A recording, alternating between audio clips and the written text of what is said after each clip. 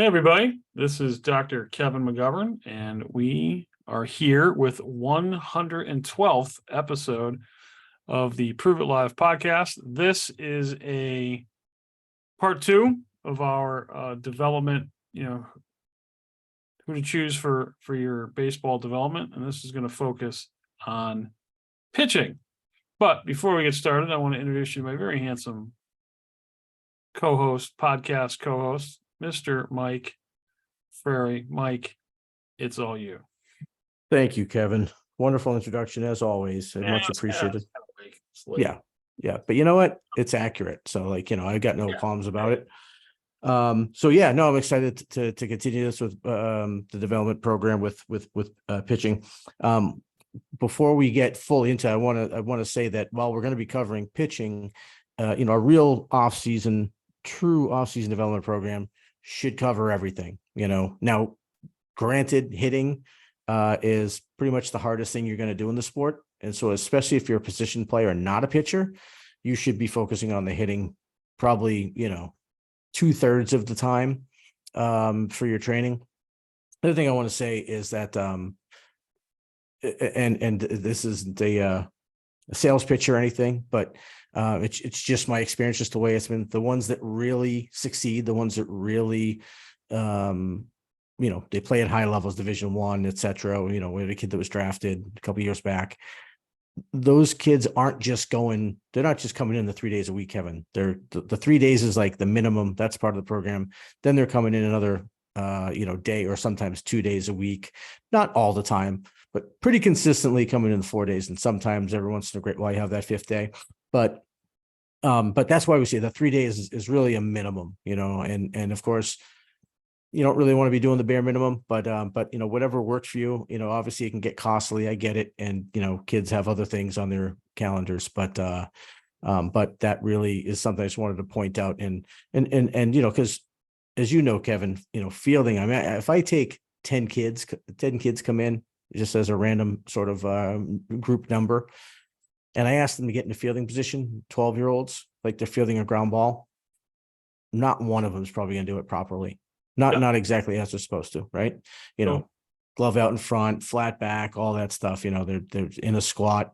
They're not going to do it properly. So it's important to make sure that all that's being developed, because I don't think people realize, Kevin, I mean, because when we were growing up, right? Like, how'd you get better? They just, let's go hit me 100 ground balls. Right. And you got good at fielding ground balls, however you did it. Mm-hmm. But if you do it properly, you're going to increase your fielding abilities like immeasurably. I always say, I'm sure you saw that you had this too, Kevin, when you had coaches that go, I can deal with the physical errors, they're going to happen, but the mental errors, blah, blah, blah, blah. Yeah. And if you're trained, then physical errors are mental errors, because if you're doing it right, you're not going to make them. That's how I see it. But without further ado, the pitching, which is a major part of the off-season program, Kevin, as you know, and most programs don't even offer it. I don't know if you know that, but most of them don't even offer it. So they might offer private lessons or whatever, but that's about it. And you can talk about how important it is. Well, I like to throw a little curveball into the pitching aspect. Unintended. Unintended. I'm going to say throwing. Okay. Because as we talked about in part one of the series, we now have position players that are going out with Tommy John surgery. I mean, the Yankees, as you know, I'm a Yankee fan, their star center fielder, Jason Dominguez, they bring up, hit 6 home runs in like 3 games, and boom, he's out all of next year. Why? Because he needs Tommy John surgery.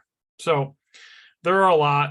I mean, that's 1,000% that injury due to plyo balls, long toss of plyo balls, and some of the ridiculous things that people are doing, and which is at the end of the day, like we talked about, is making the product less, right? Outfielders, I mean, name me 10 guys who can reach home plate on the fly. It'd be hard pressed. You'd have to sit down and think. I mean, there were 50 outfielders in our era that could easily throw, infielders. I remember years ago, the Yankees had this guy, this part-time third baseman, Aurelio Rodriguez. Dude, he would throw. He's a third baseman. These like cannons. He'd like wait, he'd field it and wait, and just throw these like cannons over. So the arms have definitely diminished. But like we can, if there's a bad hitting instructor, your son or daughter goes 0 for 25 on the weekend. If there's a bad pitching instructor and you're at a bad program, your son could end up on the operating table. And it is literally that black and white, because some of the things that I see on social media that has got so much traction, and really some really what I thought were smart people defending such practices. Like there's people that are 1,000% against some of the things, but even people in my space defending these run and gun pull downs, these reverse backwards throws, these things that, again, as we talked about, if we're focusing on the arm to build power, we are breaking movement law number 1, which is proximal to distal, right? We need to be working on the core and the arm last. So, when you're looking at a pitching program for your kid, where the guy pitched has absolutely zero to do with his ability to teach pitching. And Very good point. I will even say that some of the people that I've been around that have played only are regurgitating things that they learned, but they have no reason behind it. Okay. That's right. Someone's teaching you something, a movement activity, and that movement activity can get you hurt. They need to have a reason behind what they're doing and a specific outcome of whatever they're teaching you. So if they're doing reverse throws, you're going to ask them, well, what is that doing to the rotator cuff? Why does someone need to put their arm in that position to do that? Why is my son throwing a plyo ball when his shoulder blades are coming off of his back? Like, what is that doing? How is that helping his movement? And I really put it on the parents to start asking these questions. Why? How? And I don't see it happening. What for? What for? I think pitchers are just, we have a home run, Texas. Pitchers are just going through the motions, or like it's all copycat. Well, that's the thing. So as you were saying this, Kevin, I was just writing down the note. It was interesting because we're on the same page, and the thing that I wrote down is, don't confuse trendy for proper. That's really important.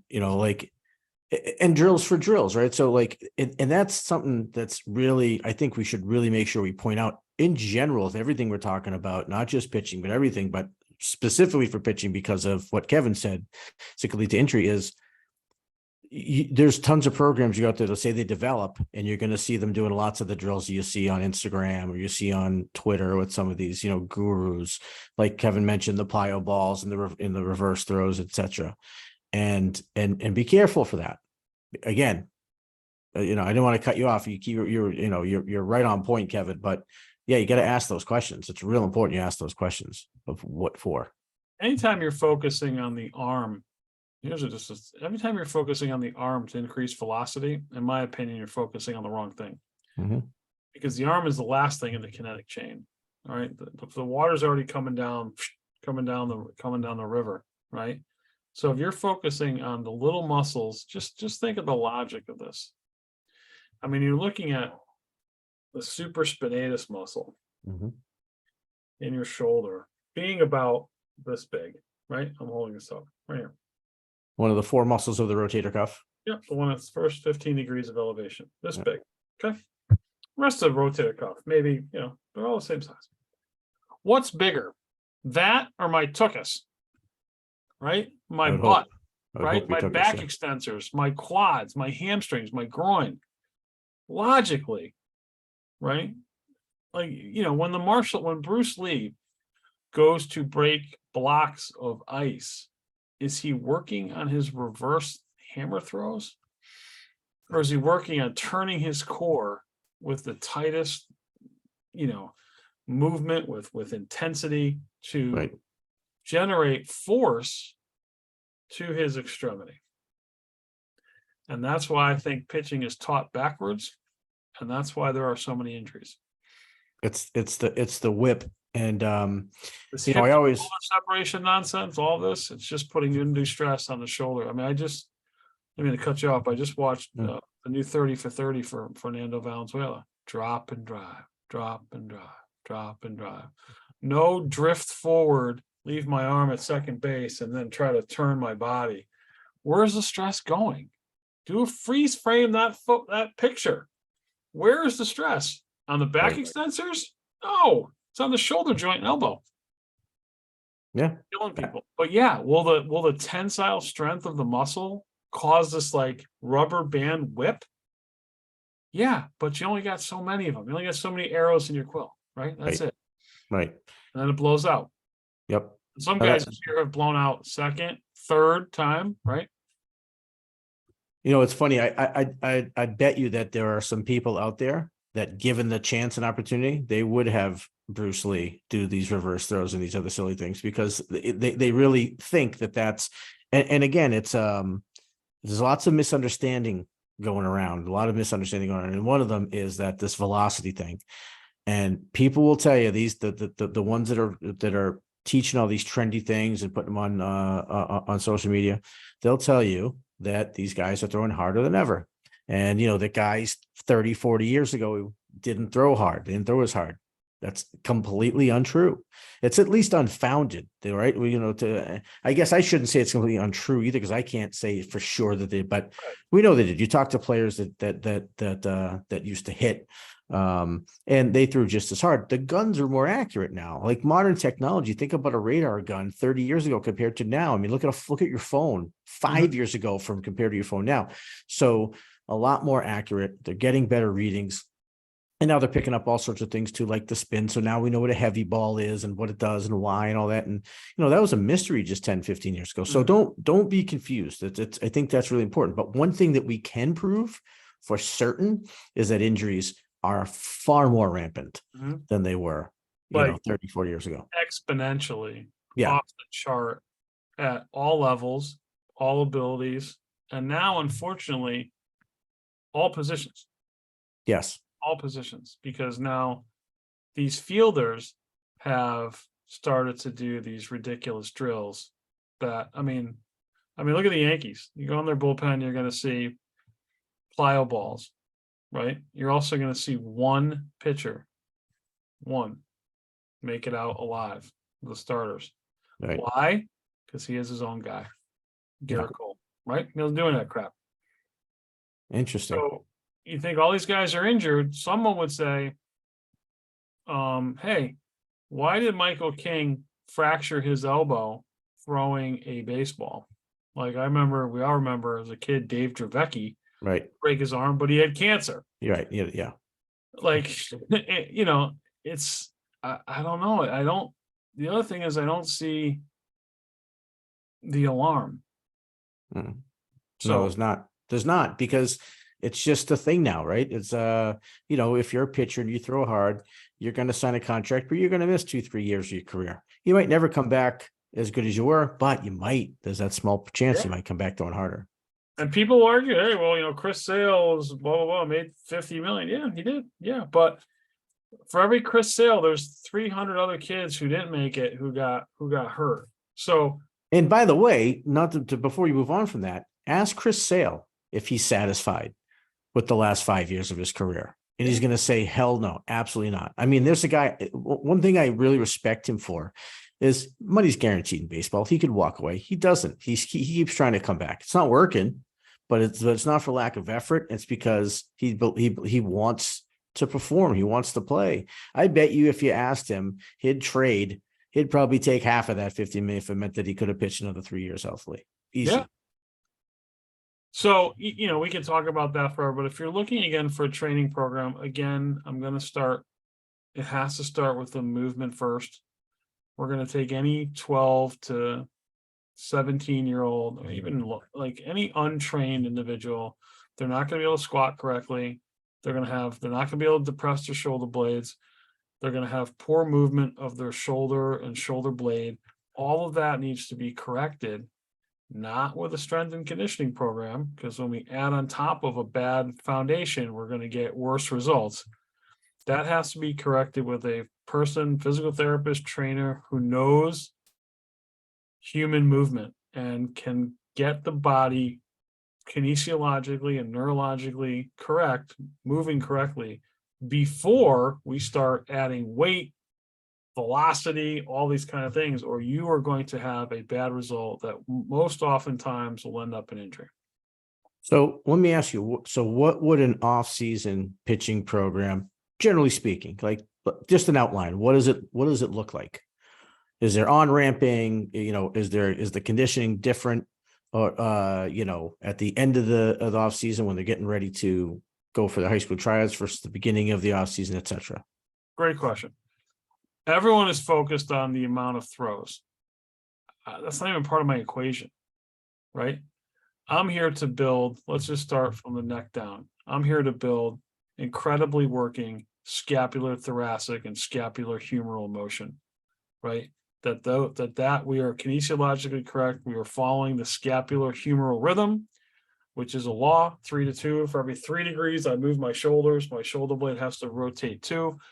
I'm working on core, back extensors, hamstring strength. I'm getting people to move and move positions, going from a lunge to a marching knee or a crane, what I call it, in as effortless and smoothest as possible. I'm working on, because I want an athlete to go from one picture frame to another picture frame without any preparatory movement, because pitching is a sequence of a bunch of movements. Then, can you throw?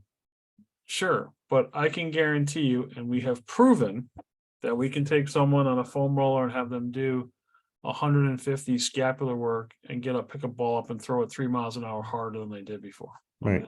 It's just so off season should be working on body movements, body conditioning, and location and accuracy, right? Velocity is going to be there, and endurance is going to be there as a culmination of all things that we have done. We can work on, this is where we do accuracy drills, because at the end of the day, we want to have 3 or 4 pitches in all 4 parts of the plate. Then you're going to be an effective pitcher. You can't play baseball at any level if you can't hit a fastball. Okay. So, obviously you throw it 200 miles an hour, but no one does that. You have to be able to locate your pitches, and you have to be able to do that without any tension on your body. Like you told that story about John Lester when they measured the stress on his arm. That's what you want. All the stress on your body, no stress on your arm. So we talk about off season, we're offloading. We're offloading the stress on our arm by improving how our body works, how our mechanics work, building strength from there, and throw as needed. Okay, that's good. So you're going to have kids that, especially the high school kids, that are going to say, hey, I got to throw at least, they're going to want me throwing 60 pitches off the mat. Like, that's what some of these high school do, which is bananas, as if you can't see what you have in a pitcher to evaluate them in 20 pitches or less even. But I'll digress. But that's how it is. The high schools, they'll have them come out. They'll throw like anywhere between a 50 and 65 pitch bullpen as a tryout. And this is in March, right? In Massachusetts here in March, and different, down south, it's January, etc.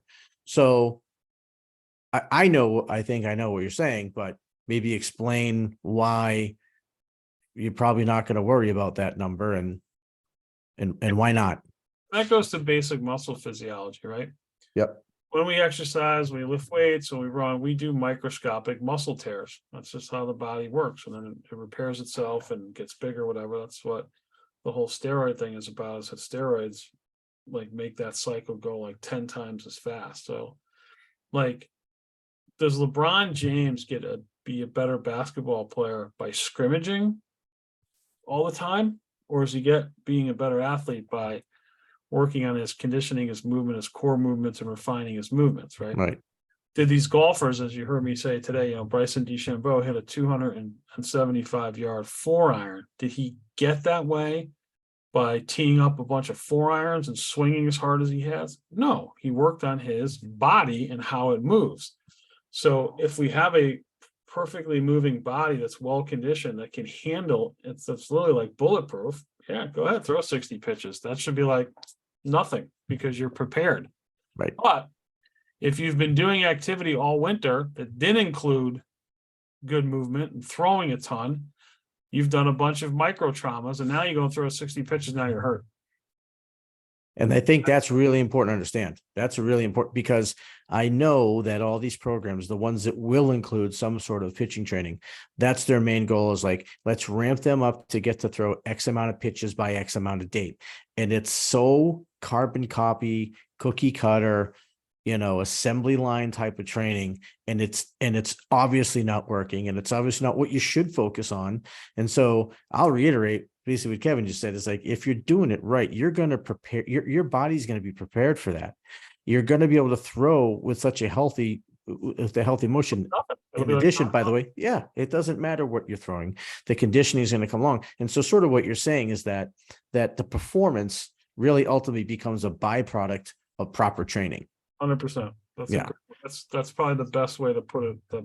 Yeah, right. It's just a byproduct. But if you're not working on the product, right, and what the product is a perfectly moving sequential body with everything's moving at the same time. All the muscles are on the same team at the same time. But if you're separating, doing these things, it's like I got to go to the gym and do arms. Well, I got to do legs. Well, I don't go to the shed and curl the lawnmower to cut the grass, right? It's a whole body movement. Right. So we've gotten away from going to the gym and do back. No, the body moves as one continuous moving machine, and it is the best machine ever made. Mm-hmm. But it should be trained as a whole body machine that even if you're doing curls, there's other parts of your body that you should be stabilizing or moving, because that's just how you train the whole body every single time, every single exercise, all the time. And then throwing 60 pitches will be nothing. Zero. Right. Especially focusing on one thing and beating your arm to death. Yeah, you're gonna get hurt. Right. And I'd say, especially, to your point about, that sort of old school way of lifting. And I know a lot of people still do it that way, unless you're a bodybuilder, like, bodybuilders might isolate a muscle like the biceps because they want to make them almost abnormally big so they stand out. Because bodybuilders are doing one thing that people aren't doing, moving, right? Mm-hmm. They're just posing. Right. They're not moving against gravity, against any kind of force. So yeah, right. They do whatever they want. Exactly. And bodybuilder can't train like a pitcher and vice versa. Right. And so, my point is like the bicep is the size it is because all your muscles are sort of the size they are, sort of as they pertain to what their job is as your body moves. Right. And so you have the smaller muscle, right? The biceps smaller than the latissimus dorsi. Right. And so, your lats should be doing more work. Your glutes are big. They should be doing more work. Your legs are big. They're strong. They should be doing more work. Your core, etc. And so, and that connective movement, like you were talking about, Kevin, right? That sequential movement, people always forget too about how they have to work together. Like if this one's really big and this one isn't big enough in proportion to take on the next movement in that sequence, there goes an injury, right? There's a break in the chain. And so that's why it's so important to train everything together. Absolutely. I couldn't agree more. So parents, when you're looking, for you're going to a place, they might do a tryout, they might do, whatever. If they're not looking at how you move with some sort of test and your quality of movement, and they go right into, let's measure your velo, exit velo or pitching velo, run, right? Just run, because they're not developing you. You have to be developed from a movement first out principle. Like I always use the analogy, an upside down triangle. We need to start at the tip, basic movement, and then once we get that, we can branch out into many other movements. Right. If we start at the penthouse, or I always say, on the parking garage, you start in the penthouse working there, the building's coming down. I see it all the time. I see kids come in all the time. You see it, Mike, doing these rotational exercises, doing these deadlifts, and they can't do a proper squat. And what do they have? They've got a compression fracture of their back, or they've got a lumbopelvic issue. And I look at it and be like, you did what? And, then you got the crazy parents who are just as bad sometimes. Yeah. Like, it's, Not sometimes. you have to move functionally correct first, and then add on and add on and add on, like a bunch of Lego blocks, right? We have to start with Lego block number 1 and add on. If we start with Lego block 7, you're not going to have a model because you got nothing to put it on. Yeah, exactly. And I can tell you, I relate that right to hitting, right? If you want to learn how to hit, I've seen this. I've seen kids that, they want to look like they have this really cool finish, right? And, because like they want to mimic the guys that they see on TV. And, but you don't work on hand path. Like your hand path can be amazing as a hitter, but if you're not swinging with your core in your lower half, you're never going to generate the best speed to get to the ball anyway. So your hand path's not going to matter. Nope. Right. And so using that sequence, it's so important. It's really important. I was just trying to think of an analogy off the top of my head, but the basketball one's easy, right? It's like almost like you're going out and you're just working on left-handed shots when you don't even know how to take a jump shot. You wouldn't do it. Or you've said a bunch of times, you don't shoot first, then jump, right? Right. That's always my favorite. Yeah. But you'd be surprised, and all these, and hey, maybe they're better marketers than us. I mean, I don't know. Oh, they are for sure. Yeah. I mean, I don't know. Probably have people, I try to talk in common sense, and it rings home, and then the people that have worked together with us have seen crazy results and are now playing at a level there's no way they would be playing at had they not made that switch. And that's what I can be proud of. Absolutely. Me too. Right. And that's the thing, at the end of the day, and this is, I would say this for a program too, you should see results. Mhm. There should be tangible. So there should be an alumni list. And I'll caution that a little bit. And just in the sense that there are programs out there that will recruit the best players out there. And so you recruit a 16-year-old who's well on his way to playing college baseball and they add them to your alumni list. They clearly didn't develop that kid. But the ones that are claiming development, they should have a list of those homegrown kids and what they've done for them. And by the way, I don't take all the credit, obviously. I mean, the kid's putting in the work. I mean, you need to have that work ethic, but the proper guidance is so important. The roadmap. That's right. Yep. And Kevin mentioned, you don't shoot a basketball, then jump.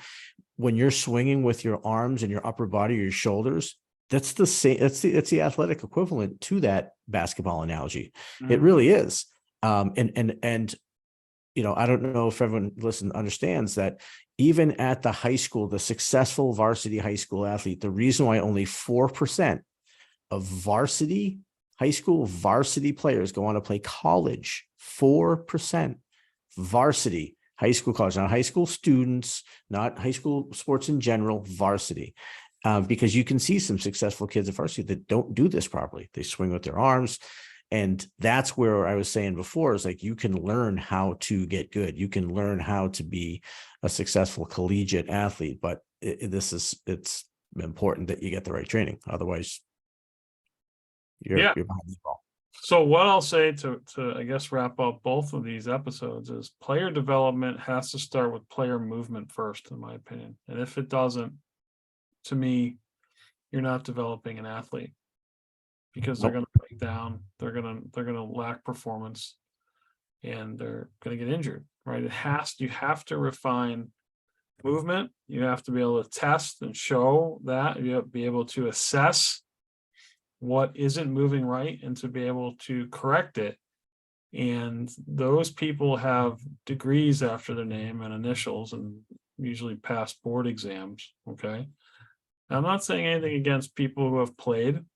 I wasn't athletically talented enough to do that at that kind of level, but I know movement, right? And the guy who shoots off fireworks in his backyard can't talk to the guy at NASA about launching rockets. Okay, right. Education matters, right? And that's what I would say. If parents are looking for a development program, it has to start with human movement first. Couldn't agree more. And what I would say, the way I'd close, is that if to really put this sort of in a well-wrapped package for everybody, is what I would do. I would look for a program that I would want to join my kids' team not the other way around. I want to see what's the team of guys, gals, whatever, that are going to work to develop my kid and be excited about that. That's sort of how I look. I know it sounds kind of cheesy, but I always tell, like prospective clients, say, I'm joining your team. We're joining your team. So, little Johnny comes in, I'm on team Johnny now. My catching instructor, he's on team Johnny. My infield coach on team, wherever our staff is on team Johnny. And it's our goal to get you to where, it's usually college or whatever. And we're going to use games along that journey to get you there. But the main thing we're going to do is we're going to be the team that is on team Johnny to help develop them and get them where they need to be. Very well said. So again, please go to look us up on YouTube, our Prove It Live YouTube page, and like and subscribe. You can email the show anytime at info@proveitlive.com. And that's how you can reach us. You can reach Mike at Mike. How can they get a hold of you? Mike Freary at the farm, TheFarmbBPI.com, or through Prove It Live. Yeah. There you go. So stay tuned. We'll be back at some point with another issue or another show, which has issues. It has issues. Yeah. See you guys. See ya.